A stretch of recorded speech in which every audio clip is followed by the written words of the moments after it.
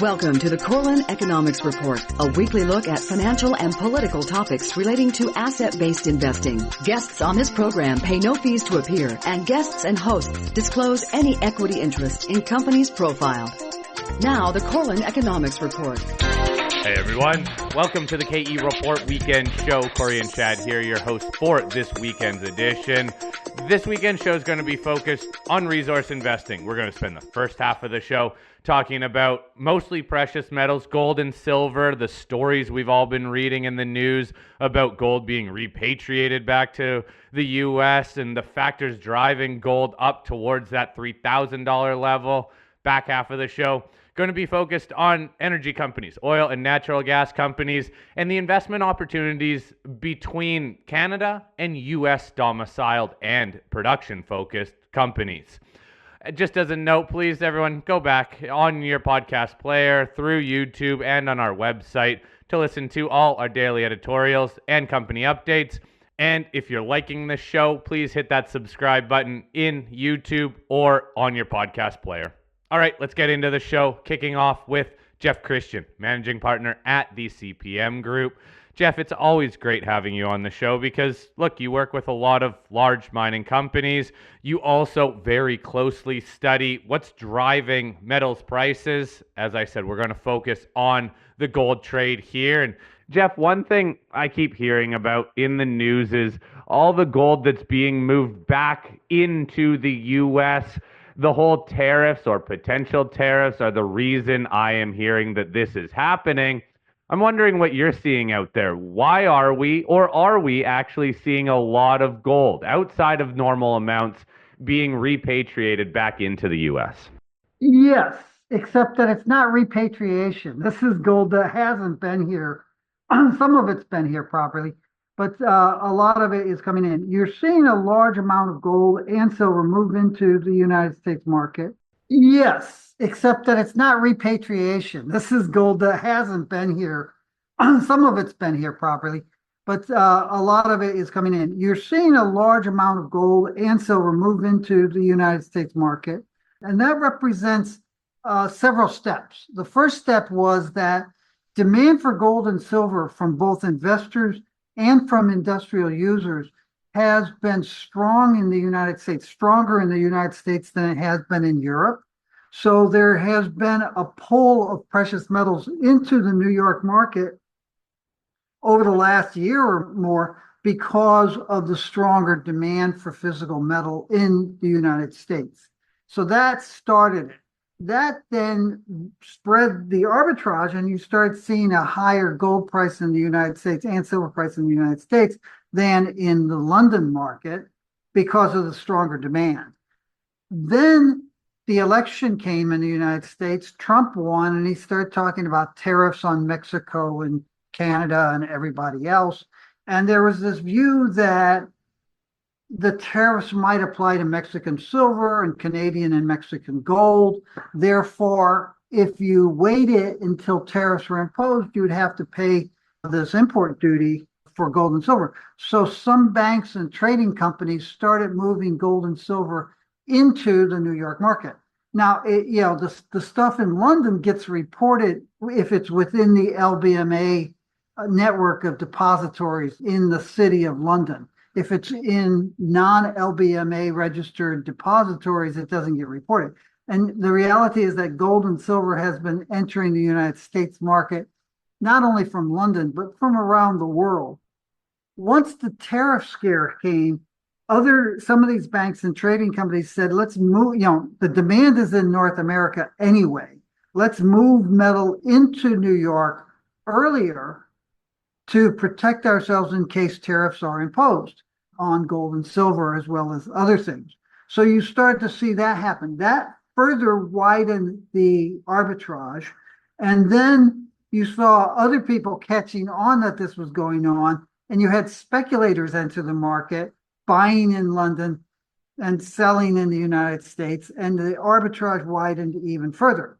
And so you've had this step of increases, and you have seen metal flowing into the United States. Now, that said, there are some gruesome misunderstandings about what the arbitrage is and what the EFPs are and how metal and other commodities are arbitraged all the time. And there's probably a lot of investors who are going to lose some money because they're expecting this to either be going on forever or that it's the beginning of the collapse of the paper, gold, and silver markets, which it's not. This is a market functioning the way commodity markets work all the time. When there's stronger demand in one geographic market than in another, the commodity, whether it's oil or wheat or copper or gold or silver, flows from the weaker market to the more demand intense market. And that's what's going on.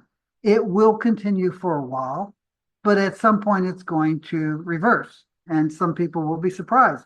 If there's no chance of the London market running out of deliverable gold and silver, if deliverable gold and silver inventories in London fell to critically low levels, the price of gold and silver in London would rise sufficiently to reverse that arbitrage and bring metal into London, both from New York and from other parts of the global market, right? So there are 2 points there. One is arbitrages go both ways. You won't run out of gold and silver in London. You might get to a point where gold and silver, where it's profitable for traders and others to move gold and silver into the London market. And the other takeaway is, insofar as the London gold and silver prices have not risen that sharply yet, that's an indication that the market professionals are not panicking about London running out of gold and silver. Now, if they start bidding up the price of gold and silver in London, that's an indication that you might be running low of inventories. You're not going to run out of deliverable inventories because there are always people who will ship metal in, and there's plenty of metal around the world to do that with. So insofar as the prices in London have not risen sharply relative to New York, that's an indication that this isn't a problem.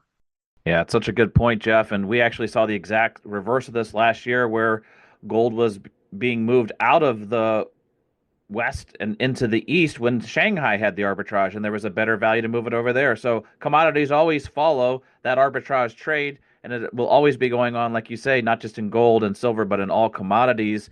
Jeff, what we can say about gold as we've kicked off 2025 is that it had a pretty strong January. It closed the month at the highest level in the futures that we've seen on a monthly close. You made a great point to us off mic about some of the futures contracts and how they have rolled out to future months. Maybe break down how the price action marries some of those contracts changing over and what you expect to see. Yeah, I think the major reason gold prices rose in January was the advent of the Trump administration and what they're calling it flooding the zone. They're trying to overwhelm their political opposition by just coming out with a tidal wave, is the term I used this morning, a tidal wave of regulations and executive orders, many of which are unconstitutional and will be bogged down in the court system for months, if not years. But there's a tremendous amount of uncertainty and concern about the increased economic and political risks brought about by the Trump administration's taking power. And you're seeing that today with, Hegseth's comments that Ukraine will never enter NATO and NATO has to back off, and Trump is going to start negotiating a Ukrainian settlement for Ukraine with Putin without Ukraine being involved. It's just total nonsense, right? But there's this tremendous uncertainty globally about what all this means for the economy and for political structures, both domestic and international. As a result, you see a lot of economists, including the ones at the Fed, saying, okay, a lot of these policies, insofar as they come to fruition, will be recessionary and inflationary. So we have an increasingly hostile economic environment. That means that the stock market and the bond market may be weak, that means that maybe you want to diversify some of your assets and wealth into gold and silver. So I think that's the major thing that's pushed gold prices up. Now, in addition to that, February is an actively delivered contract for the COMEX gold futures market. And if you go back into January, you had a very high volume of open interest in the February contract. That's not unusual for actively traded months. Typically, most of that open interest, because it's not metal per se, it's paper, it's contracts backed by metal, right? Most of that open interest typically gets rolled forward before the first delivery date, which is in the February contract is the last trading day of January. We saw that happen, and the gold price rose commensurately. And as you said, it reached a new record high close at the end of January. That partly represented people who were short the February contract, buying back the February contract, and then selling forward in April and June futures contracts. And that roll is behind the market now. So the gold price has subsided. It was off about $20 earlier today. Meanwhile, March is an active contract for silver, and you see very high open interest in the March contract, like 523 million ounces. That will be rolled into the May contract and the July contract. It's already starting, but you will see more of that rolling into the April and the May and July contracts over the next 2 weeks until the last delivery day in February, which is the last trading day in February is the first delivery date for the March contract. So you'll see a lot of traders and speculators and investors now buying back the March COMEX silver contract and selling forward in May and July. That will have the effect of pushing the February contract up over the next couple, or the March contract up over the next 2 weeks. So we expect higher silver prices over the next 2 weeks, and then it falls back. The exact same thing happened in April of 2011 when the silver price went from about $35 an ounce to $50 an ounce over the course of April as they were rolling the May contract into July. And then the price, once that was over, the first week of May, the silver price went from $50 to $32. Interesting. Okay, so there's some maybe short-term moves that we could see. But Jeff, make sense of this whole concept for me then. If investors are looking ahead and they think that the markets could show some weakness, these tariffs are going to be bad for the markets, for the economy, so they're putting money into the precious metals. We're not seeing the markets roll over those. So is there something underneath the surface of these markets that we need to watch for that really validates that whole rotation of money out of the markets into the precious metals? It's not so much that stock money and stock, I mean, there's a tremendous amount of money in the stock market and there's a tremendous amount of money in the bond market. And minuscule reductions in the amount of money invested in stocks but put into gold and silver can have a dynamic effect on the gold and silver prices because they are minuscule markets compared to the overall stock market. And the same is true compared to the overall bond market. So you're not necessarily seeing those markets collapse or fall or sharply. You're hearing increased chatter that there could be a 10 or 20% decline in the US stock market, that, most of the increase last year was the big 7 stocks, many of which are highly speculative casino type stocks, Nvidia, for example. So there is concern that the stock market can collapse, and that's being reflected in some money coming out of that stock market or the bond market going into gold and silver. If you started to see a more significant decline in stocks, then I think you would see a more significant increase in gold and silver prices. Well, Jeff, you brought up the bond market. Some people have made the point that it's possible we've seen a rotation of some funds out of bonds and into precious metals as more of the safe haven because some of the bonds have been selling off pretty hard. Do you put any stock in that argument that some of the money has rotated out of bonds and into precious metals? Yes, that's definitely, we've seen that, and it's not surprising to us. You know, it's also one of the things that's probably keeping treasury bills relatively strong. People are concerned, especially about corporate bonds, municipal bonds, state bonds, and sovereign debt that's outside of the US, because all, outside sovereign debt outside of the US has a higher risk premium than US treasuries.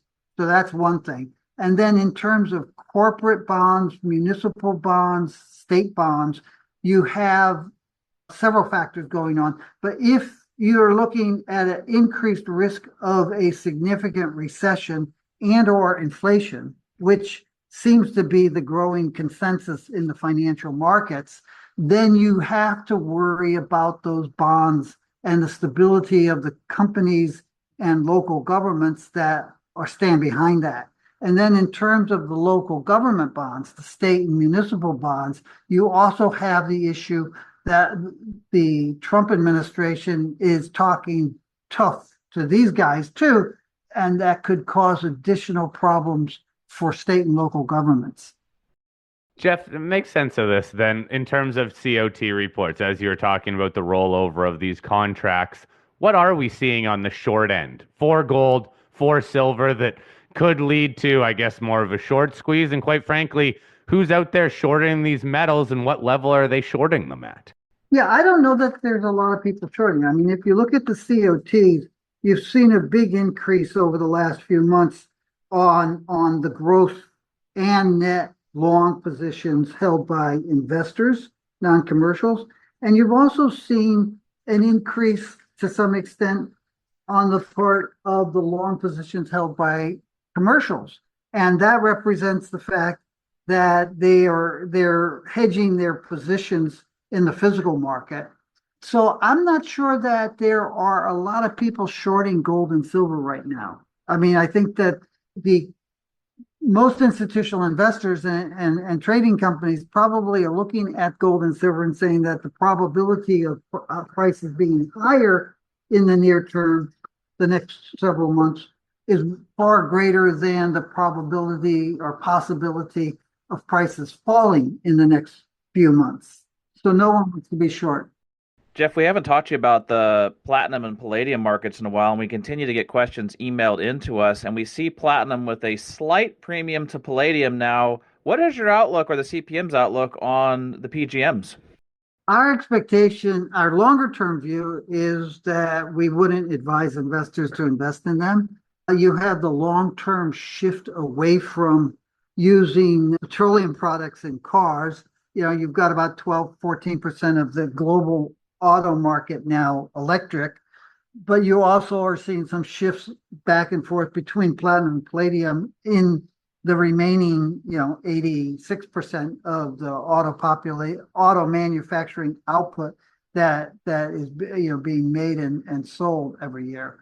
But in addition to that long-term secular shift away from using PGMs in petroleum-powered vehicles, you also have this increased concern that in a recessionary environment, people don't buy cars. So you could see a decline in auto production and sales over the next 2 years if we do go into a global recession.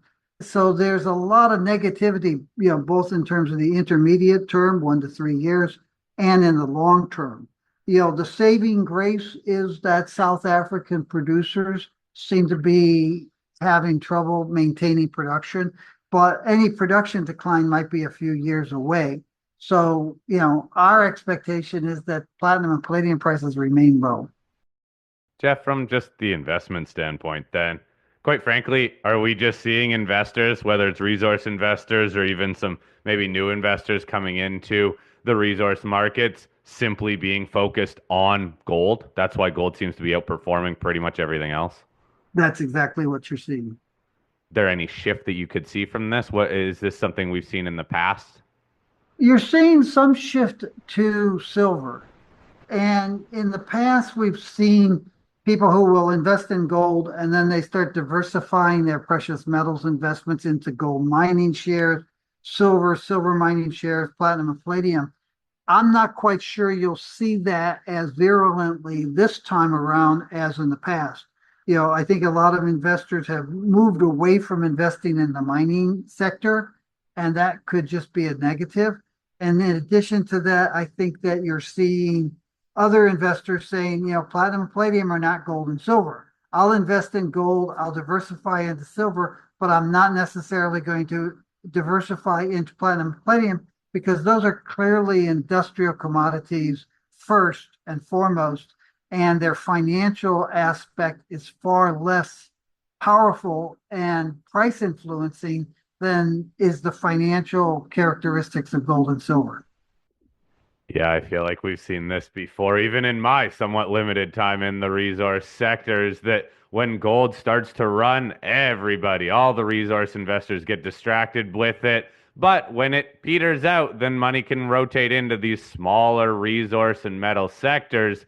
But right now, boy, oh boy, it just seems like gold is taking in all that capital, and we are seeing some of that capital spread into the underlying stocks. It's right now, it seems like just a almost perfect environment for gold, which could also trickle into silver. Silver's doing okay, but not performing anywhere near what gold is doing.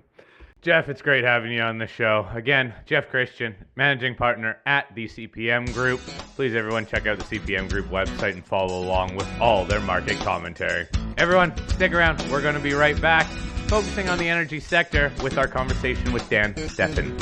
Al Corlin's firm, A.B. Corlin and Associates Incorporated, provides consulting services to public companies on matters of regulatory compliance. To find out more, follow the link from www.kereport.com. The Corlin Economics Report will be back after this brief timeout.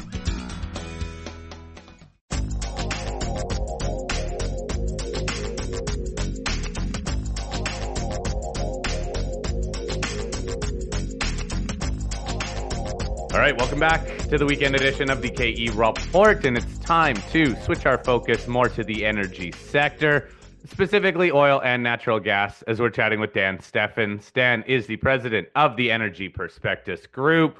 We're going to talk about the oil and natural gas prices, what the political impacts, especially around tariffs, are on these prices, and then get into some stocks, some opportunities Dan sees in the market.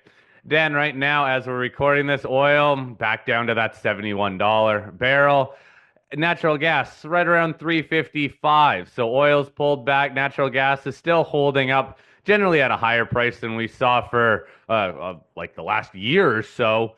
But the big question on everyone's mind is tariffs. What kind of impact are tariffs going to have, especially if they're put into place on Canadian production, even the U.S., but I think most eyes are on Canada. Just look at how underperforming the Canadian stocks are. Dan, overall, when it comes to the pricing environment for oil and natural gas, what are the political impacts right now in your eyes?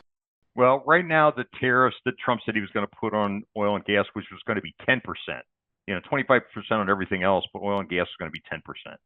I don't think he's going to put them. So Trudeau meets with them. They come to an agreement that Trudeau's going to put more emphasis on controlling what goes across the border. And as long as they show some, declining fentanyl coming into the country, I think really the whole tariff thing with Canada and Mexico is because of the drug trafficking. I mean, we have pretty much shut down illegals crossing the border. Mexico's put troops on the border. We put more people on the border. We're deporting illegals that are here, especially focused on the criminals and getting those out of here. I heard 2 full plane loads went to Venezuela yesterday. And so that's pretty much shut down. So it's really just the drug trafficking. And as long as that gets under control, I think it'll be fine. And I think people need to remember, there's over 100,000 Americans per year dying of fentanyl overdoses. And there's kind of this paradigm that it's all these druggies that, sleep on the street of, San Francisco or something. But no, it's not. It's people that can't afford their prescription drugs, and they may buy some drugs like, on the quote cheaper market on Mexico or something, and they're laced with fentanyl, and then it ends up killing them. But I talked to a friend of mine's a police officer in Houston, and he says it's weekly. There's 2 or 3, 4, 5 deaths in Houston every week from fentanyl overdoses. So it's a pretty big deal, and he wants to get that under control, and it's one of his campaign promises. So I think if both Mexico and Canada do what they promise they do, then he will not enforce them on oil and gas. Now, he did place a 25% tariff on imported steel and aluminum, and I think that applies to all countries, and I think it goes into effect in a couple months or something. But I was on a webcast today, and that will increase completed well cost because a lot of steel goes into the tubing and casing of these wells, and that will increase that, which will lead to higher oil prices. They're going to pass that along, so we got to have higher oil prices. But U.S. production is not going up. Outside of OPEC, there's really not much production growth in the world, and the global oil market is getting tighter and tighter. So I think we're looking at higher oil prices here pretty soon. But I wouldn't put too much into the tariffs impacting oil and gas prices in Canada. At least I'm hoping it doesn't, and I don't think it will. Well, Dan, just 2 more thoughts on this. The CEO of Marathon Petroleum came out just yesterday and was talking and was quoted as saying, "We believe that the majority of the increase would be borne by the producer, and then, frankly, to a lesser extent, the consumer." And they were basically saying, hey, that this is going to have an impact on the producers and then they would probably pass some of that cost along. But I guess the bigger question would be if there's tariffs on the heavy oil coming out of Canada, that's what we need in our refineries to create diesel. How does that affect the diesel market? How does that affect the trucking industry? Yeah, that was one of the questions. I was on the World Oil webcast this morning, Wednesday morning, and they talked about that specifically. We get 4 million barrels a day of oil coming in from Canada every day. It's like 2/3 of our total oil imports. And most of that is heavy oil that is needed. Black oil is needed to make diesel and home heating oil. And those are distillates. They're called distillates, included in the distillate inventory. Our distillate inventories in the U.S. are 10 or 11% below normal for this time of year. And diesel is used in farming equipment to plant our crops. So Team Trump, he's got guys on his team that know that this would create higher diesel costs, higher food prices as a result, higher everything prices when you increase diesel, and eventually higher gasoline prices too. But we need Canadian oil. And so they're going to have to work on something. That's why I do not think he's going to enforce it on oil. Maybe he'll enforce it on natural gas, but we don't get that much gas from Canada anymore. So does that open up the opportunity for Canadian stocks then? Because we were just at a conference in Canada, and quite frankly, a lot of the Canadian-focused producers were still saying just how tough the pricing environment is because you can't just look at what it's priced in U.S. dollars, especially on the natural gas front. Yeah, I mean, we were just talking before we started recording that, man, most of the companies on our top 25 picks are all Canadian companies because we're valuing them based on their net present value, their proven reserves. And these companies are trading at like incredible discounts. I mean, when I worked for Hess, I was always looking for takeover targets. And I would tell you, of the 25 on my list, these would all be pretty much takeover targets because they're trading at like 1 or 2 times, 3 times cash flow, which is insane. I can't believe how cheap some of these Canadian stocks are. So yeah, I think there's a lot of opportunity. So let's say they do put the tariffs in place. The tariffs are just like another tax, okay? So that tax is going to be passed on to consumers or first purchasers of their production and stuff anyway. So yes, it impacts them maybe directly, but it's going to be passed on eventually through price somehow. Frankly, I'm a little bit worried about the steel tariffs because they will raise the completed well cost, and it will cause some of these companies to cut back on their drilling program. And U.S. production is not growing; it's pretty much just flatlined.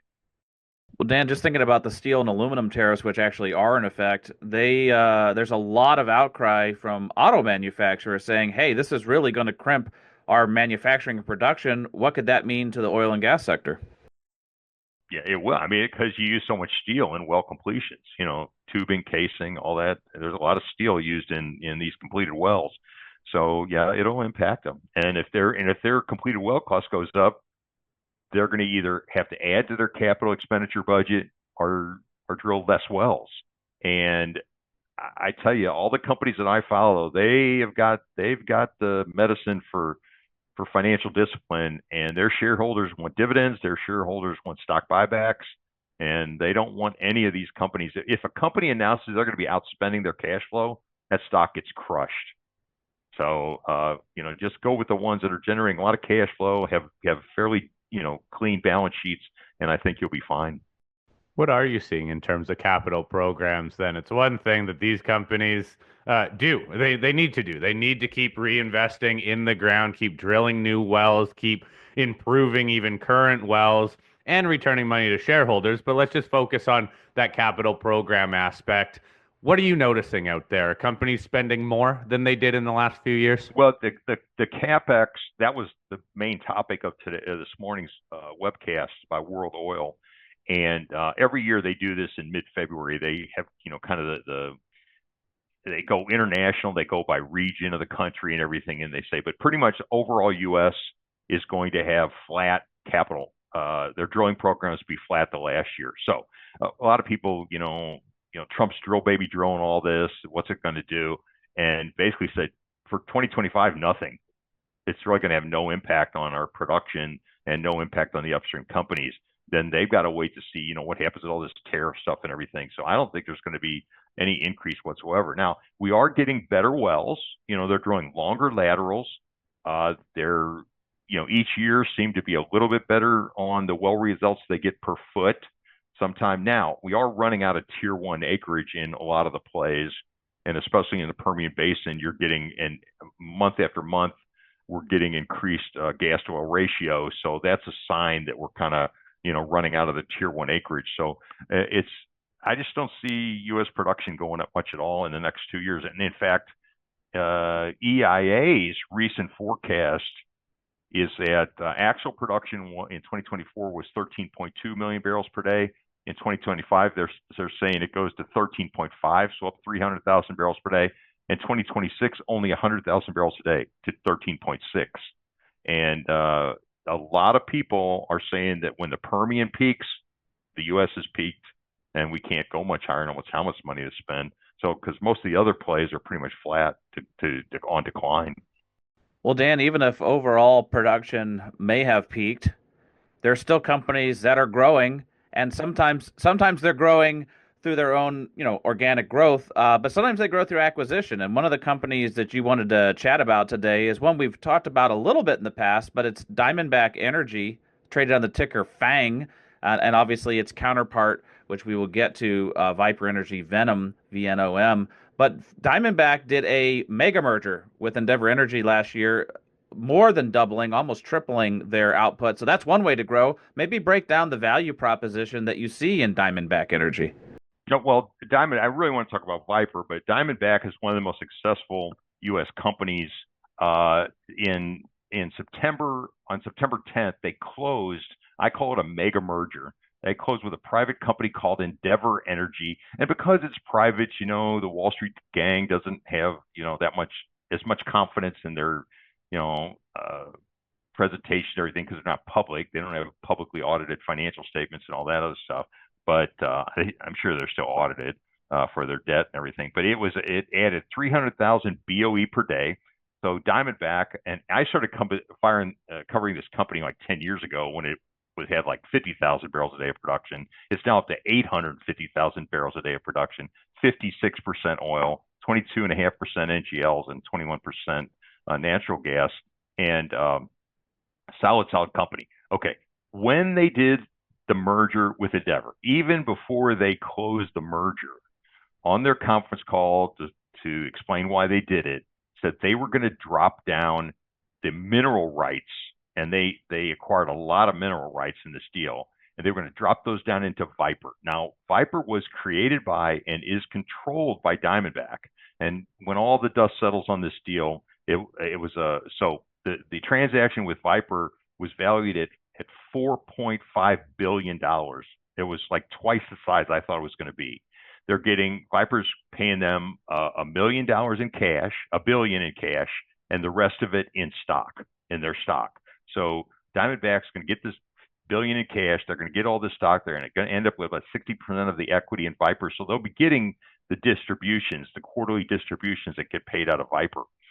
And it's kind of like they sold the assets to their own controlled subsidiaries. So they sold the assets to themselves.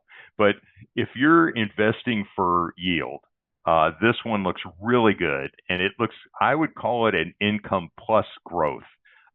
It pays about a 5.5% dividend. They will be raising their dividends later this year as they get more of these revenues from the acquired properties. But right now the dividend is about 4.5% based on the current share price. But it's got a ton of upside. I mean, it's increasing its production by 32,000 BOE a day to 88,000. It's a much smaller company than Diamondback, but it's a much safer because mineral companies they don't pay any of the drilling costs or operating expenses. They don't have drilling risk, so they have a lot less risk. They pay out variable dividends of about 75% of their cash flow, and they're continuing to grow as they do bolt-on acquisitions of smaller packages and stuff like that. So anyway, it pays a variable dividend. The next dividend, which they raised, was 65 cents per share, which will be paid on March 13th. I think that's to owners of record on about March the 3rd, 10 days earlier or something. Based on my forecast, they should be increasing dividends in the second half due to more than 50% quarter-over-quarter increase in their production from the first quarter to the second quarter. So when they get those second quarter revenues, that will impact their third quarter dividend. So I do expect them to pay, even close to $1 a share dividends once they get to the third quarter. I think owning these mineral companies, consider it like you're actually investing directly in oil and gas because they don't have all the drilling risk and stuff, and they do hold a lot of proven reserves. But you're getting a dividend at the same time. So these stocks typically go up and down with the oil and gas prices, and just where do you think oil and gas is going? But instead of buying oil where you don't get paid a dividend, if you owned oil, you'd be paying storage fees someplace. So you can buy these companies and you actually get good dividends while you're waiting to see what happens to the oil price. Okay, I'm glad you went over that because look, that is the risk to these companies is that they do follow the oil price. So as long as the oil price stays high and moves higher, these companies do well. If it does drop down, then they do see the bottom line, actually the top line, get hit in terms of revenue. But Dan, Viper needs to grow through acquisition, right? So are they just going to focus on Diamondback energy and any mineral rights or somewhere else? No, they have steady growth locked in because Diamondback is running like a dozen rigs on their minerals. Diamondback is a very aggressive drilling company. They're running like 20 rigs. They're one of the most active drilling companies in the Permian Basin. And both these companies are pure Permian Basin companies. And Diamondback favors drilling on their minerals because they own, 60% of Viper, which owns the minerals. So that increases their revenue share if they drill on areas where they own the minerals. And so they have organic growth built in of about maybe 10% per year, and they continue to do more acquisitions of minerals at the same time. So it's a very aggressive growth company, but you get a nice dividend and while your equity, value of your equity goes up at the same time, you're getting really nice dividends. I like it. It's one of my largest holdings. Would you like to see them do even more transactions outside of the Diamondback, acquiring more minerals, more royalties on other producing basins, or would you like to see them stay focused in the Permian? Well, they're going to be totally in the Permian, I think. And they actually announced at almost the same time the Diamondback deal was announced. They announced $211 million cash plus 2.4 million shares acquisitions of the Merida Ranches minerals. They bought a big minerals package just like a few days after the Diamondback thing was announced. All right, Dan. So you like Viper. We've talked about Viper. We have touched on it before. Again, is it more a focus on Canadian companies then? It sounds like that's where you are seeing the sweet spot for investors currently. Yeah, I like a lot of the Canadian juniors. I'll call them juniors, like Hemisphere, In Play. I like Surge.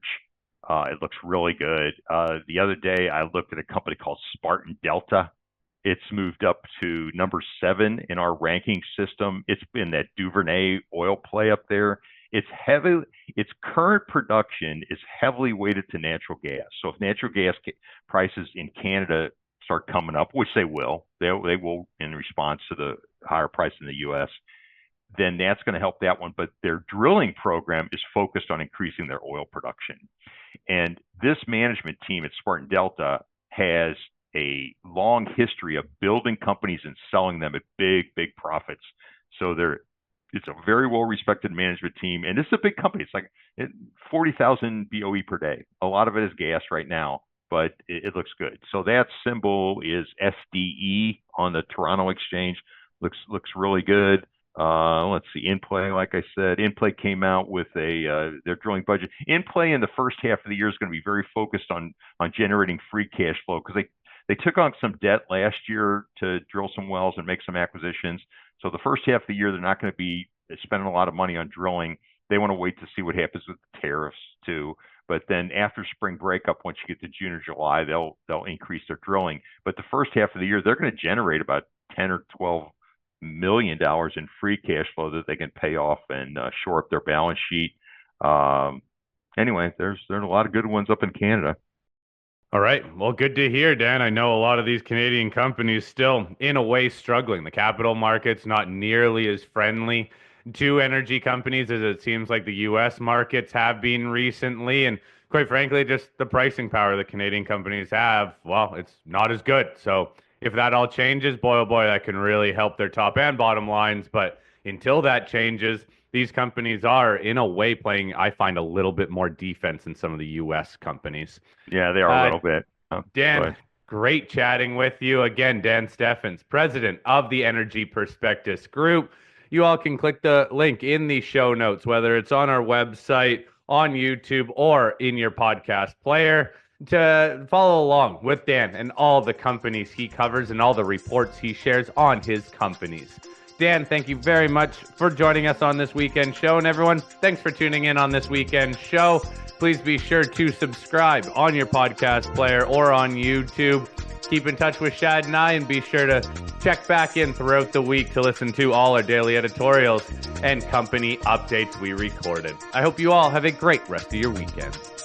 The Corlin Economics Report is produced for A.B. Corlin and Associates. Opinions expressed on this program are intended solely for the entertainment of our listeners, do not constitute investment advice, and are not necessarily those of this network, radio station, or our sponsors. Find out more about this program and today's guests by visiting www.kereport.com.